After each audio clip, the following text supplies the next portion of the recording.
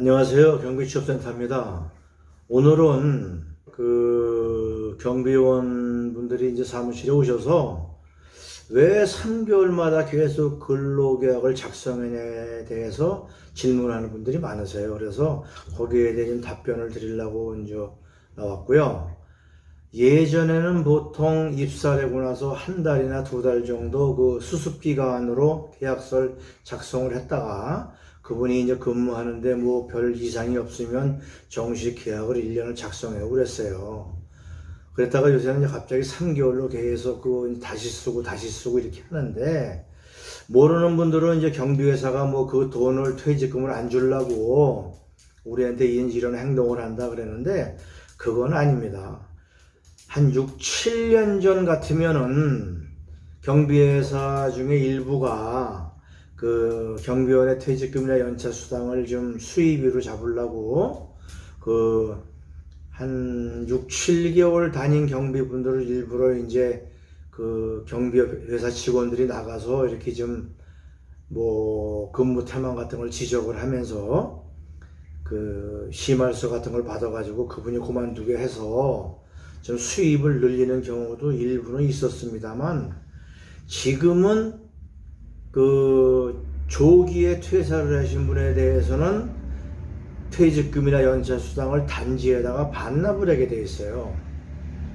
용역회사하고 단지하고 이 거래가 어떻게 되어 있냐면, 매월 말일까지 경비 근무한 그 용역비를 퇴직금하고 연차까지 합해서 그 다음 달 5일경에 동대표 회장의 결제를 맡아서 이제 경비회사에 지급을 하게 되게 돼 있습니다. 그러면 경비회사는 그 돈을 받아서 각자 그 정산을 해서 대략 그 다음 달 10일경에 이제 경비원 급여를 주는 형태를 유지했는데, 그때 퇴직금하고 연차 수당이 다 같이 넘어오게 돼 있었거든요.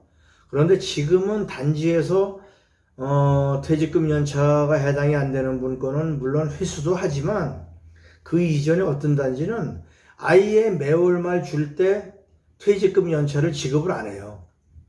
별도로 보관을 하고 있다가 경비원이 개별로 나갈 때 그분의 그 근무 상황을 보고 이제 단지에서 주기 때문에, 경비회사가 뭐 이 돈을 남겨서 뭐 수입을 얻는다 이라는 얘기는 지금은 이제 맞지는 않는 얘기고요.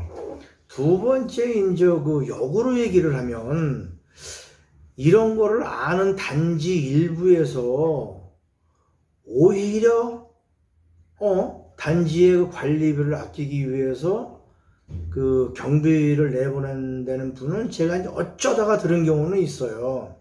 그건 뭐냐면, 단지에서 이제 경비분을 조기 퇴직을 시켜서 1년이 안 되면 단지에서 퇴직금을 안 주니까 뭐 일찍 내보낸다는 얘기도 있는데, 사실 뭐 단지에서 그 많은 그 세대가 관리비를 내기 때문에 그거야 뭐 몇 푼 되겠어요. 그래서 뭐 그런 경우는 굉장히 드물다고 보고, 제가 볼 때 이게 가장 중요한 이유는 뭐냐면, 경비회사가 이제 관리를 하다 보면요, 그 단지에서 주민하고 안 맞는 경비원이 어쩌다 계세요.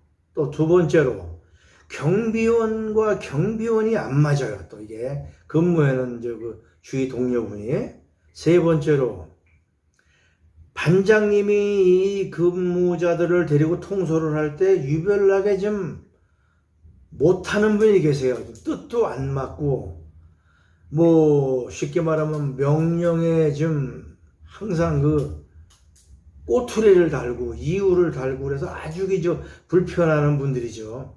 가장 중요한 건 주민분들이 이제 저분 뭐 안 좋다, 뭐 불친절하다, 또 관리사무소 그러는 경우에는 경비회사에다 부탁을 합니다. 이제 저 매초소 저 아저씨 저 일도 못하고 그냥 아주 이마저마한데 좀 그만뒀으면 좋겠다. 그럼 그 얘기를 들은 관리소장은 자기도 봉급을 타먹고 앉아 있으니까 주민의 말을 무시할 수는 없겠죠. 그런 경비회사 직원을 또 불러서 저 사람 매초소 저 아저씨 저 일을 못했는데 이제 어떻게 좀 딴 데로 보내시든가 좀 조치 좀 해주십시오. 그러면 경비에선 이 양반을 내보낼 방법이 없는 거예요. 뚜렷한 잘못도 눈에 띄는 것도, 예를 들어서 뭐 음주를 했다든가, 근무 시간에 뭐 주무셨다든가, 아니면 무단위로 뭐 근무지를 떠났다든가, 이런 잘못도 없고 별 잘못도 없는데 소수의 민원이 발생을 하는 건데, 거꾸로 경비사 입장에서는 그 다음 해에 재계약이 있는데 단지 말을 안 듣기도 뭐하고, 주민은 당장 내보내라는데, 계약 기간이 한 6개월 남았는데 당장 내보낼 방법이 없는 거고. 그래서 그런 경우에 옛날에 이제 저 같은 경우에는 뭐 그분한테 뭐 정말 다른 일로 심할서를 받거나, 아니면 뭐 설득을 하거나, 아니면 타단지로 전출을 하거나 여러 가지 방법을 썼는데, 그 방법도 사실은 서로 노동부를 왔다 갔다 하고 이게 뭐 민원이 많이 생기는 방법이라, 가장 좋은 방법이 뭐냐면 3개월 정도 이제 근로계약서 썼다가 민원이 들어오면, 지금 그냥 우리도 뭐 노동법에 의해서 바로 내보낼 수는 없고, 저분이 다음 달에 근로계약이 만료가 되니 그때 좀 조치하겠습니다, 이런 이유로 해서 이제 주민도 설득을 하고, 또 일하시는 분한테는 이제 이마저마한 이유가 있으니까는 뭐 재계약을 안 하겠다는 말을 하는 경우도 있지만, 대개는 그냥 그런 말을 안 하죠. 그런 말을 안 하고, 계약 만료가 됐으니 재계약을 작성을 안 하겠습니다 그러면, 그분은 저한테 와서 아이고 나는 그냥 일을 엄청 잘하고 주민들이 나 잘한다고 칭찬을 하고 난리가 났는데 계약 만료로 그만뒀다 이거예요. 그래서 제가 아니 그럼 선생님 혼자만 나오셨습니까? 아니면 여러분 같이 나왔으니까는 아니 나 혼자만 나왔다는 거예요. 그러면 제가 말씀은 못 드리지만 그건 그분 자체가 무슨 약간의 문제가 있는 거예요. 근데 본인은 몰라요 그거를. 나는 뭐 제일 경비를 잘하는 줄 알고 있어서 이제 대개 3개월을 쓰는 이유가 그런 거라고 보시면 되고, 또 만약에 본인이 그런 경우를 당하셨을 때에 제 생각은 그거를 뭐 따지고 뭐 내가 왜 나왔냐 이러는 것보다는 나하고 안 맞는 현장이 있어요. 현장에 보면은 암만 완벽하고 똑똑한 사람도 나하고 안 맞는 현장은 그게 오래 못 있게 되더라고요. 아마 경비 오래 하신 분들은 이 말을 들으시면 이해가 할 텐데, 뭐 근무자끼리 안 맞는 경우도 있고, 여러 가지 주민하고 안 맞는 경우도 또 안 맞는 경우가 있고, 서로 안 맞으면은 뭐 만만한 게 뭐라고 그 상대방은 나에 대해서 이제 얘기를 한단 말이에요. 그러면 그거를 주민의 무슨 얘기를 근무자가 이길 수는 없어요.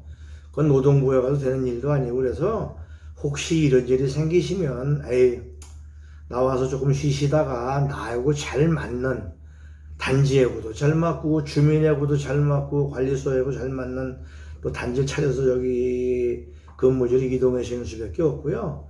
3개월 근무를 쓰는 게 경비회사가 뭐 부당이득을 취하기 위해서 하는 거는 절대 아니라는 걸 말씀을 드리고, 또 아마 제가 볼 때 여러 가지 있겠지만 가장 큰 이유는 자질이 부족한 경비분, 아니면 또 서로 안 맞는 경비분 중에서 아무래도 경비하시는 분이 그 단지에서는 약자다 보니까 주민 의견이 우선이거든요. 그러다 보니까 나오는 건데, 그냥 그렇게 아시고,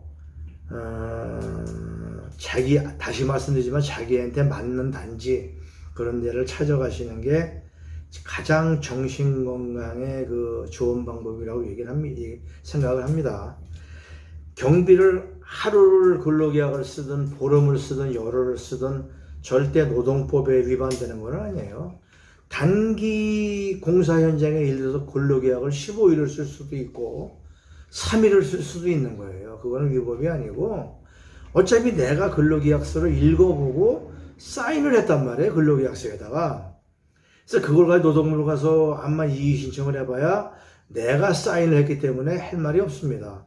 내가 사인을 안 하기 때문에 억지로 그냥 볼펜을 손에 쥐어주고 사인해라고 뭐 위협을 했으면 잘못이지만, 그렇지 않고 내가 쓴 거는 모든 게 이제 내가 책임이고요. 그냥 그 3개월짜리 계약을 쓰는 거는 경비업체나 용역회사들이 부당이득을 취하기 위해서 날 자르려고 한다는 거는 6, 7년 전에 가능한 일이지 그 이후로는 전혀 가능하지 않다는 말씀을 드리면서 서로 간에 오해가 없기를 바라는 생각에 이 글을 올리고요. 주위에 넓게 좀 얘기하셔서 그 부당이로 해고하려고 일부러 고의적으로 쓰는 건 아니라는 걸 말씀을 드리고 싶고요. 이 힘든 시기에 건강하게 근무하시길 바라겠습니다. 안녕히 계십시오.